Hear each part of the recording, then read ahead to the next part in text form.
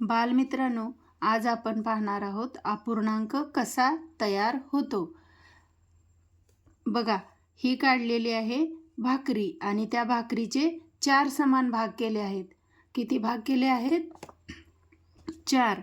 तर बघा, 4 भाकरीचे एकूण भाग झाले आहेत 4। ते छेदस्थानी मांडायचे। छेदस्थानी म्हणजे रेषेच्या खाली।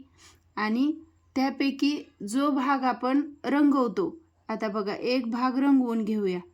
किती भाग रंगवला? एक भाग। मग तो कुठे मांडायचा? तर अंशस्थानी। म्हणजे इथं 1 ला म्हणायचं अंश आणि 4 ला म्हणायचं छेद। आणि याचं वाचन कसं करायचं? 1 अंश छेद 4 किंवा दुसऱ्या प्रकारे हे करता येतं 1/4। बघा, आपण लिहून बघूया। 1 अंश छेद 4। आता आपण दुसरं उदाहरण पाहूया।